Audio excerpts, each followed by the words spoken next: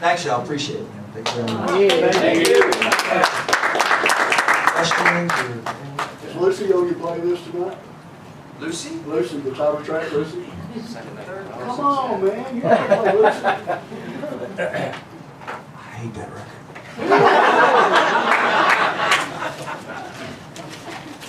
You're the third person's asked about that song in 2 days. All right, guys, I promised It's a great Carlos song. the, You know, I'm sorry. I think the thing is, like, with that song for live, we haven't worked on it that much. I think we love the song. There are a couple songs on the record that I absolutely love, but that's one of those songs that we've got so much going on with the new record and focusing on it that we kind of build the playlist around those new songs that we want to play. And if we played everything we wanted, the set would be down there 2.5 hours, you know what I mean? Fun. But I think, you know, I'll talk to the guys and see if maybe we'll run through sound check and see if it's possible. You may hear it tonight, you may not. If you don't hate us. No, we won't have you. We'll always love you. But it's a tough song. You know, we play it acoustically sometimes, and it's hard. It's a difficult song. There's a lot of intricacies in that song, like you said, that are instrumental to how that song flows. And if we don't play it right, it doesn't feel right. You know, we tried Drown from that record when we were in South America last December, and it just, you know, sometimes it doesn't work. You know, and that's a record that I think was a studio album that we tried to play live a lot. It's good to do it. But yeah, I mean, you might hear it. I'll talk to the guys and see. I know you know it. So I know it, maybe. Anybody else? Any other questions? You know you gotta ask something you want to. You gonna sing Rain tonight? Rain? Can you now? Can you do it now? Rain? You'll be here for like 2 hours. no problem. 7-minute song, isn't it? We're good. No, we're not playing that either. About Oh, peace yeah. pipe. Peace pipe. Peace pipe. What's peace pipe? You mean pull away? Or about the Native Americans? We haven't played that in a long time. B-side, yeah. Thank you, man. That's a good song. As a young man sitting right here about to go to college and interested in music, you know, multi-talented, drums, guitar, everything, what would be your advice having gone that road for him going forward? What's your What name? becomes with the results? Brandon, Brandon? yes, sir. Where you gonna go to school? Hopefully Texas State University. Oh, yeah? They have a good music program? Yes, sir. You know, I think, and Brian can probably contest this as well, you know, music is something that if you have the talent, you have to do it. You know, I knew at a very young age that I was going to not go to college and be a stupid rock star. I knew it. Like, I wanted to do it since that first Kiss album, you know, when I was 6 years old. If you're multi-talented and multifaceted as an instrumentalist, you're probably better off going to a school like Berkeley in Boston, where you can actually grow your knowledge, the theory of music. I don't know what Texas State offers in that program. I just know that the friends of mine that went to Berkeley they're all working in the industry now. They're either scoring for a film and I'm talking like good 10, 20 friends of mine that, you know, really focused on it. If that's what you want, you have to do it. And if Texas State doesn't offer the program that you're looking for to grow that talent, I would look elsewhere. But most importantly, if it's what you love and what you want to do, just find a way to do it. You know, we had no guarantees when we started this band that I'd be here 25 years later talking to y'all about it. You know, Seattle just happened to be a place where everybody's eyes were on it, and we were lucky, you know, to be from that area. You know, like I said, I grew up in San Antonio. I moved there reluctantly with my parents when I was 14 years old in 1984, and I was mad as hell. But that's why my life is where it is. You know, sometimes when you make those decisions, it's what you're supposed to do. And as angry as you might be about it when you're 14 years old, in the middle of your sophomore year, but we won't get into that. You know, life gives you those options and those opportunities. Would you say the same? Yeah, sure. Yeah, I went to college for music. But I went to college for music as well at Westchester State University in Pennsylvania. I was a classical major for a couple of years, and yet the knowledge I got out of that, just knowing the theory, and the musical side of it, isn't necessarily the rock and roll side of it. I mean, there's a whole different type of trench warfare on the rock and roll side. But do you know what you're going to study doing it, like when you're there? Like are you going for composition? Are you going for performance? Probably performance. Performance, yeah.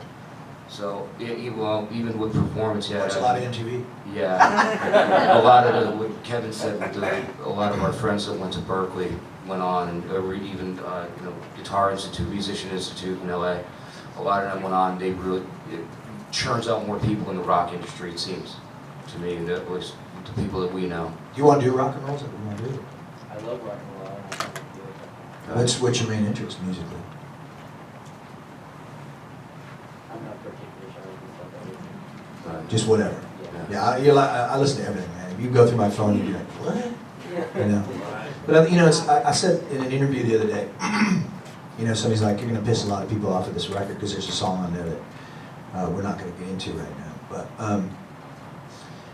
and I said, if you're not pissing people off with your music, it goes all the way back to Bach and Beethoven and Mozart. Those guys did things against the grain. No one expected that kind of music out of those people. It was something that was brand new. And that's been the case for thousands of years. It's when that shift happened in music, in the 15th, 16th, 17th century. Even when it came to the singers, the falsetto male singer groups and stuff from the 17th century. That was all a part of setting up where we're at now. So if you can study the entirety of it, it may help you find exactly what it is that you want. Dance music's easy as hell to make, rock and roll is easy as hell to make. It's all there right in front of you. And that song will make itself available to you at any time.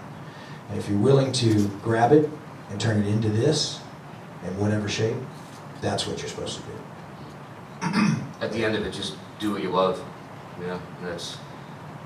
You'll never feel that you're in a situation that you have to do it. You just want to do it. You'll have that pull to be there and do it. You'll know it. Thanks so much. Good luck to you. Yeah, good luck. Yeah. What is your favorite band personally? My favorite band personally? That's a tough question. My main inspiration is Otis Redding. That's who since I was your age. Yeah. Otis, my mom listened to a lot of gospel music, a lot of R&B. She was an opera singer. That's how my parents met. And Otis was the one that spoke to me at a really, really early age. I love Led Zeppelin. I love Kiss. There's a lot of new bands that I really like. A band called War on Drugs out of Philadelphia that I'm a big fan of. The National out of Akron, Ohio. I listen to a lot of stuff. I like Ellie Goulding, which I don't know if you know that song, I'm sure, yeah. I think she's real talented, so I like pop music as well. I'm not a Bieber fan, I don't believe. But my son, thank God, doesn't like him either. So. But he's not a fan of my music, so I don't know what that says. But yeah, I like all sorts of stuff. I really like that band Candlebox. That shirt you're wearing, pretty good. Yeah. Another one. Another one of my favorite. Yeah. Another one except for Candlebox. Is 21 Pilots. They're pretty good. Making a lot of noise right now. Good band. World loves them. I love the song Stressed Out. Yep. You don't know anything about stress yet. Your dad does. He's got a daughter like you. He's looking, oh man, 10 years from now? What the hell? Yeah. Anybody else? Any other questions? Yes, ma'am. How'd you come up with the name Candlebox? It's a band called Midnight Oil out of Australia. One of my favorite bands. I had seen them when I was 18 years old in Seattle, and I was just overwhelmed by Peter Garrett's persona and the control he had of the audience. And I had been a fan of their music. Obviously, that was the Beds Are Burning tour, which that song was massive, and Blue Sky Mining. But I had every record from when I was about, I think, 13 years old. I started buying their stuff. And there's a song on a record called Tin Legs and Tin Minds called Countdown. And he says, boxed in like candles. And what Peter Garrett's speaking about, and what he still is a big advocate of, are rights for the Aboriginal tribes, the indigenous tribe of Australia. These are people that were treated very much like the Native Americans, but differently.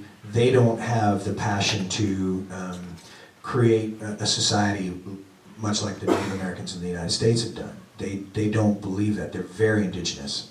So Australia tries to put them in these communities and build houses for them, and they tear the walls down because they can't be boxed in.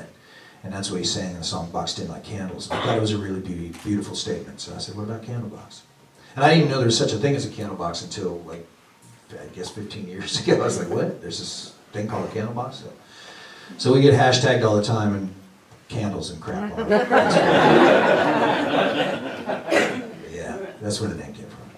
Cool. How many of the original members of the group remain with you?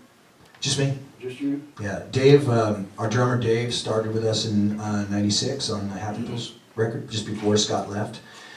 Dave played in Pearl Jam on Pearl Jam 10 record. So he joined us in '96, '97. So he's actually played on more records than Scott did, which is interesting. But Candlebox, that you know, is not the original band either, Barty, Pete, and Scott. When I started the band, it was myself, Rick Vaughn, a guy in Seattle, and a guy named Perry Alfernes. And then Scott joined us. And then Rick left, and Pete came in, and then Perry left, and Barty came in. So, but the record, you know, the first album, that's Pete, Barty, myself, and Scott. But yeah, Dave's played on the last 4 Candlebox records: Happy Pills, Into the Sun, Love Stories and Other Musings, and a new one. So Dave's a little bit more of a member of Candlebox than Scott, but Scott started the band pretty much with me. So it's just me, and then Adam Curry's on bass, who's been playing with us since 2007. And then Brian's new. He's from a band called Foster Child out of Philly, in Octane. And then we've got this kid named Mike Leslie from Detroit playing guitar with us as well. Cool. Yeah. So just me. The main ingredient. The main, well, thank you. I'd like to think that, but I don't say it out loud. But you know, Candlebox has never been a sum of its parts. It's always been the whole. And I think that's what our fans love about us, is that it's just the music. It's never been who's playing it. Right. You know? You sang for another band too, didn't you? What was the name? I have The Gracious View with the guys from Live. And then I also have a project, Brian and I are in a band called Le Projet, which is with Morgan Rose from Seven Dust. So we keep ourselves busy, man, you know? Yeah. You gotta do music, like we're saying. You gotta do it. And when you feel it, you gotta make it. So. Cool. Anybody else? Y'all get enough to eat? Quinn? Brian Quinn, yeah. What other bands you played with? Foster Child was the last band that I had. We were label mates with Candlebox when they did Into the Sun. That's how we met. But he's also an Octane. Yeah, You know band Octane from Philadelphia. They were both, yeah, they were both How long you Philly. know Candlebox? It's coming up on a year. I started in May, but then July I stared touring. He's pretty good, huh? Yeah, What a guitar. We'll see tonight. Yeah. Hope I don't let you down. Post that, would you? She's like, can I come? Can I come? I said, yeah, once you're 18. Hide backstage a little bit. I think so. You don't want to be back there, trust me. Yeah, that's where all the bad stuff happens. Well, thank you all very much. Appreciate you. Thank And, you. thank you. Thank you.